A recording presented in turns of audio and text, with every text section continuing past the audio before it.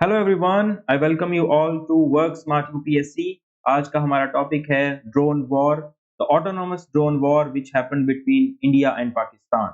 जैसा कि आप जानते हैं, ये हिस्ट्री में पहली बार हुआ है जब कोई दो न्यूक्लियर पावर स्टेट्स इंडिया और पाकिस्तान आपस में कन्फ्लिक्ट में आए हैं, और कन्फ्लिक्ट के जो सेंट्रल पॉइंट में रहे हैं वो थे ऑटोनोमस ड्रोन। चलिए लेट्स स्टार्ट। तो रिसेंटली कुछ न्यूज़पेपर में आर्टिकल्स आए हैं जिन्होंने हाईलाइट किया है कि ऑटोनोमस वॉरफेयर किस तरह से सेंट्रल स्टेज ले चुका था इस ऑपरेशन सिंदूर के अंदर। तो this is from the Hindu and this is from times of India. तो यहाँ पे उन्होंने बताया है कि किस तरह से ऑटोनोमस वॉरफेयर ने अपनी इम्पोर्टेंट भूमिका निभाई है ऑपरेशन सिंदूर के अंदर। So let's start with the topic. तो जहां तक हम बैकग्राउंड की बात करें, सो बैकग्राउंड काफी दुख भरा था। अप्रैल 22 को कावर्डली अटैक हुआ पहलगाम में, जिसकी वजह से हमारे 27 इंडियंस मारे गए, और उसी के रिटेलिएशन में इंडिया ने ऑपरेशन सिंदूर को लॉन्च किया। तो इसका जो मेन फीचर मैं आपको बताऊं, this is the first major drone centric conflict. आप यहाँ पे मेन चीज देख रहे होंगे, it was a drone centric conflict between India and Pakistan. And along with that, अगर हम इसके की फीचर्स की बात करें, तो हमारे ऑपरेशन सिंदूर की, सो ये 4 दिन तक चला था, 7 मई से लेकर 10 मई तक। एंड इसका जो नेचर था, that was high intensity, short duration and engagement below the threshold of full war. ये मैं आपको समझा देता हूँ। इसका मतलब ये है कि इंडिया ने हमेशा से ही मेंटेन किया है कि हम फुल स्केल वॉर नहीं चाहते हैं। We just want to retaliate to those people, to those terrorist जिन्होंने हमारे निहत्थे इंडियंस पे वार किया था। तो अगर हम इसमें टेक्नोलॉजी फोकस की बात करें, तो इसमें अनमैन्ड एरियल सिस्टम्स को ही सेंटर में रखा गया है। उन्हीं ने ही ऑपरेशंस को डोमिनेट किया है। Use of autonomous drones, loitering munitions and electronic decoys. Loitering munitions मैं आपको बता देता हूँ क्या होता है। Loitering munition, this is a loitering munition. देखिए यहाँ पर ये, इसको एक जगह बता दी जाएगी जहाँ पे इसे अटैक करना है। It will fall from the sky, और यहाँ पे ब्लास्ट से ये इसको खत्म कर देगा। So this is loitering munition. And electronic decoys में हम इलेक्ट्रॉनिक सर्विलेंस का यूज कर सकते हैं, या फिर उनको जैमर्स, एज अ जैमर्स भी यूज करके हम इसको उनके इलेक्ट्रॉनिक जो इंस्ट्रूमेंट्स होंगे उनको हम खराब कर सकते हैं। इसके बाद इसकी इंडिया की अगर हम स्ट्रेटजी की बात करें और इंडिया की कैपेबिलिटीज की बात करें, तो देखिए यहाँ पर आईएसआर जो ऑपरेशंस होते हैं, इसमें सर्विलेंस एंड रिकॉन्नाissance की हम बात करें, तो हमने यहाँ पे हेरॉन मार्क 2, जो ये वाला heron mark 2, this is from Israel. हमने इसको यूज किया सर्विलेंस के लिए और रिकॉन्नाissance के लिए। एंड दिस इज रुस्तम 2, ये हमने खुद बनाया हुआ है, दिस इज इंडियन मेड। इन दोनों ड्रोन्स को हमने इसमें यूज किया है। और अगर हम अपने अनमैन्ड एरियल सर्विलेंस की इन्वेंट्री देखें, तो एक बहुत ज़्यादा है। देखिए यहाँ पर लॉइटरिंग म्यूनिशंस जो मैंने आपको बता दिया, this is Nagastra 1 and Israeli Harop. इन दो को हमने लॉइटरिंग म्यूनिशंस के रूप में यूज किया है। यहाँ पे देखिए this kind of munitions use किए गए हैं, जो कि पाकिस्तान में स्ट्रेटेजिकल साइट्स थी, वहां पर इन्हें अटैक करने के लिए यूज किया गया है। इसके बाद स्वार्म ड्रोन्स में मल्टीपल ड्रोन्स भेजे जाते हैं। फॉर एग्जांपल लेट्स से 400 या 500 ड्रोन्स भेज दिए, and they just attack the enemy. Decoy drones, this is very important tactic. आजकल ये उस टाइम भी न्यूज में थी।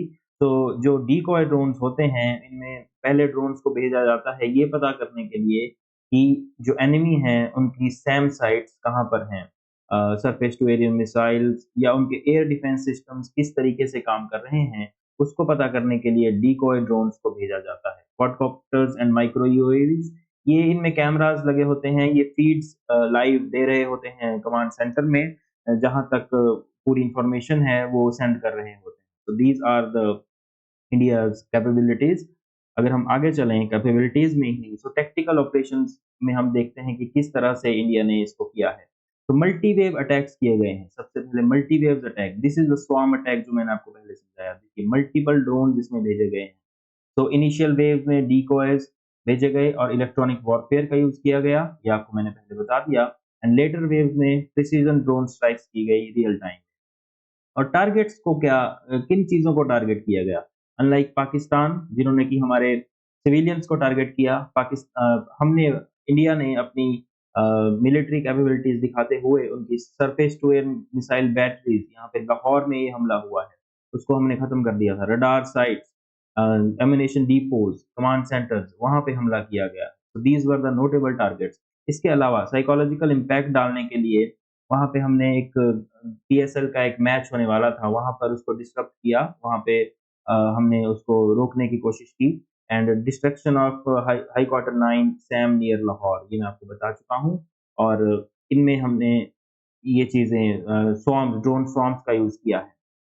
नेक्स्ट अगर हम देखें तो इंफॉर्मेशन वॉरफेयर भी इसमें काफ़ी, इस बार काफ़ी ज़्यादा सेंटर में रहा है। अगर आप सोशल मीडिया अगर आप फॉलो कर रहे थे ट्विटर पे, तो हमारे जो इवन हमारे न्यूज़ चैनल्स ने भी काफ़ी इसमें फेक न्यूज़ फैलाने का काम भी किया है। सो इंडिया ने 600 पाकिस्तानी ड्रोन्स को डाउन करने का क्लेम किया है, बट ये क्लेम्स काफ़ी हद तक रियल भी हैं क्योंकि इनकी वीडियोज़ भी हैं।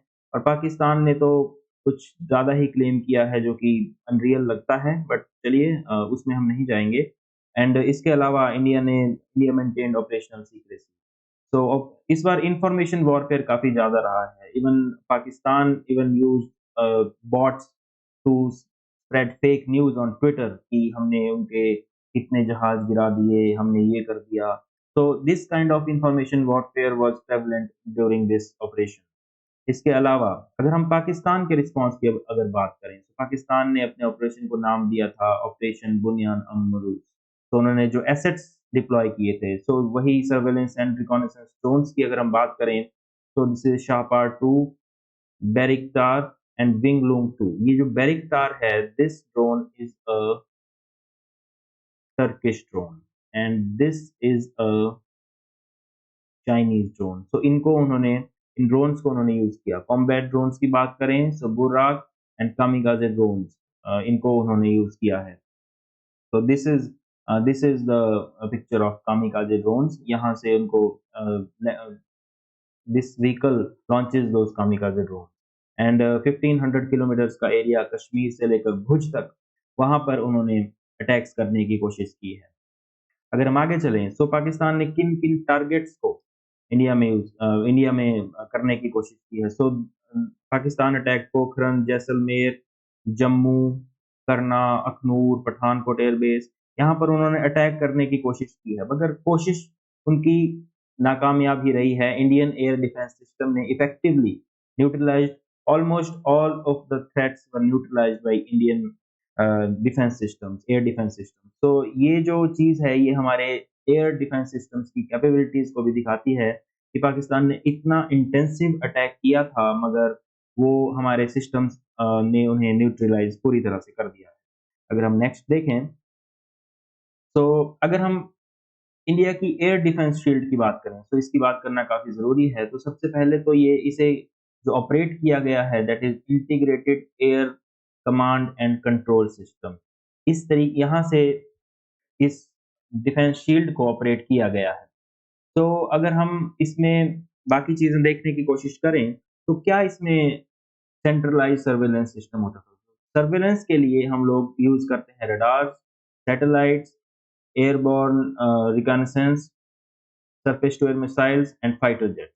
तो इन्होंने काफ़ी अच्छे तरीके से जो सर्वेलेंस है, जो पता करना है कि एनिमी की कोई मिसाइल, कोई ड्रोन स्वॉर्म या कोई फाइटर जेट अगर हमारी टेरिटरी में आने की कोशिश कर रहा है, तो जो हमारे सर्वेलेंस मेजर थे, इन्होंने बहुत अच्छे तरीके से काम किया है। एंड यहाँ पे हमने मोबाइल रडार्स और अल्टरनेट डाटा के लिए मेश आर्किटेक्चर का यूज़ किया है, जो कि रेज़िलिएंट टू अटैक था। देखिए, इसके अलावा डायरेक्टेड एनर्जी वेपन्स की कैपेबिलिटीज़ को भी हमने ऑपरेशन सिंदूर में दिखाया है।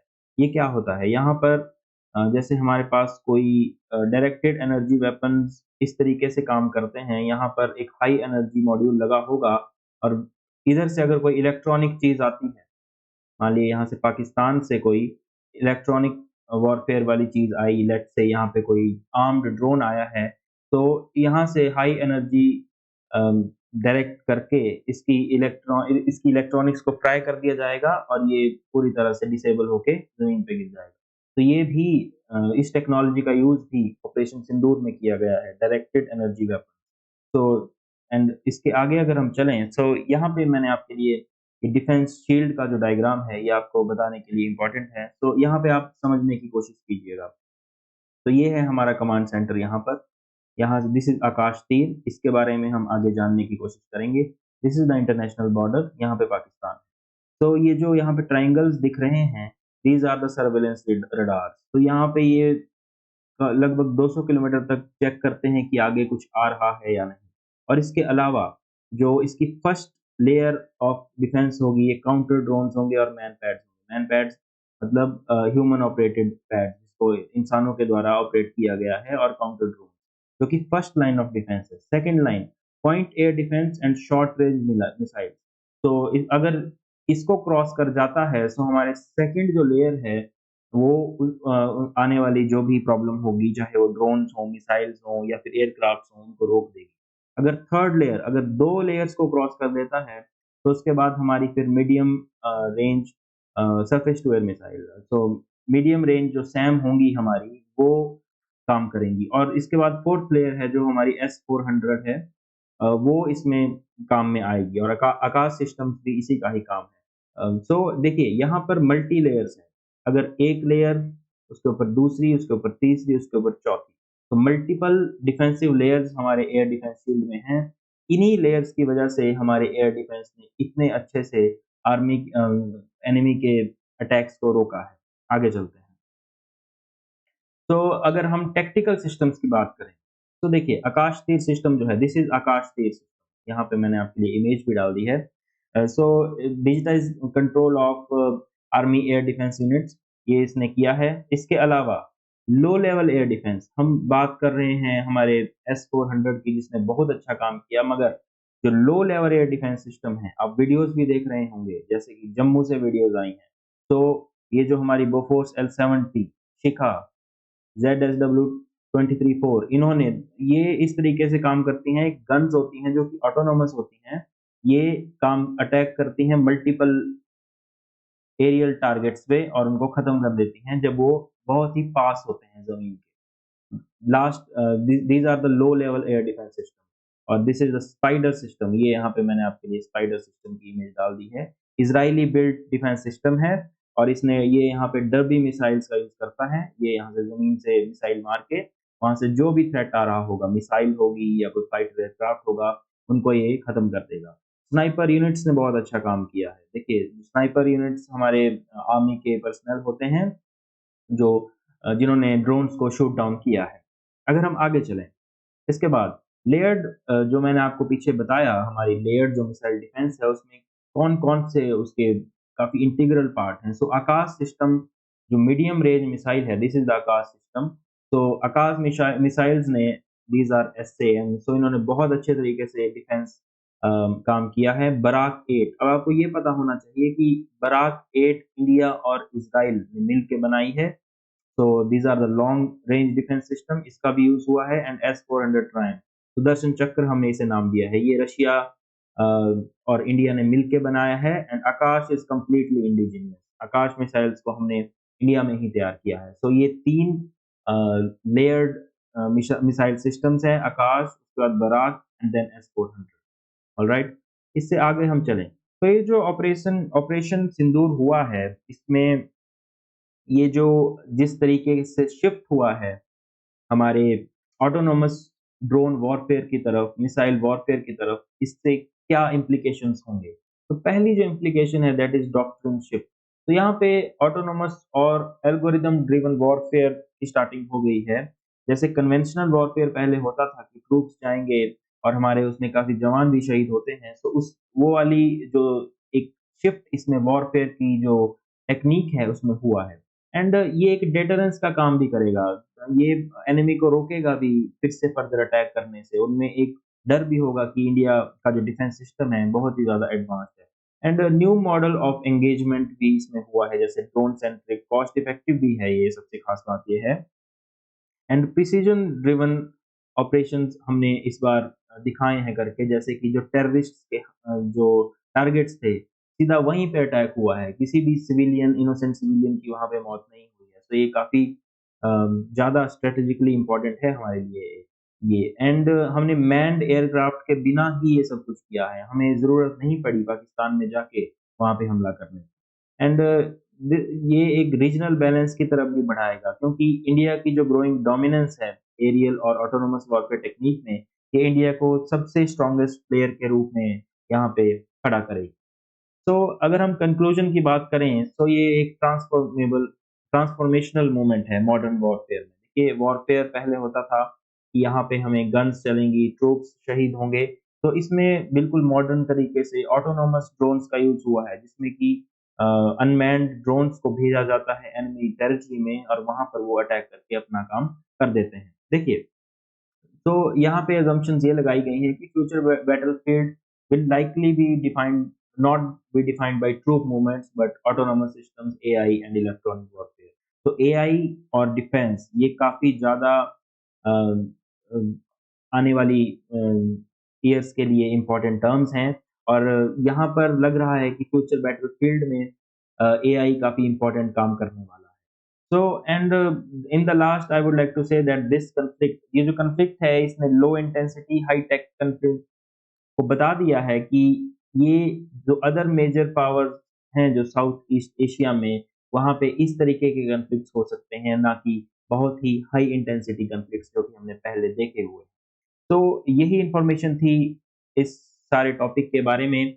अगर आपको ये इन्फॉर्मेशन अच्छी लगी है, तो प्लीज़ आप वीडियो को लाइक कीजिए, चैनल को सब्सक्राइब कीजिए, और अगर वीडियो अच्छी लगी है तो शेयर कीजिए। और यहाँ पे वर्क स्मार्ट यूपीएससी में हम डेली न्यूज़ एनालिसिस लेके आपके लिए आते हैं, जिनमें जो भी topic exam point of view से इम्पोर्टेंट है, हम उसमें आपको ये भी बताते हैं कि ये जो टॉपिक है, कौन से सिलेबस से रिलेट करता है, और हम उस टॉपिक को बड़े ही ईज़ी तरीके से नोट्स की फॉर्म में आपको समझाते हैं, ताकि वो पूरी तरह से क्लियर हो जाए। डेली आपके लिए ये वीडियोज़ आएँगी। तो आई thank you so much for your patience, and इसके बाद आपसे मिलूँगा मैं नेक्स्ट वीडियो में। तब तक के लिए थैंक यू सो मच।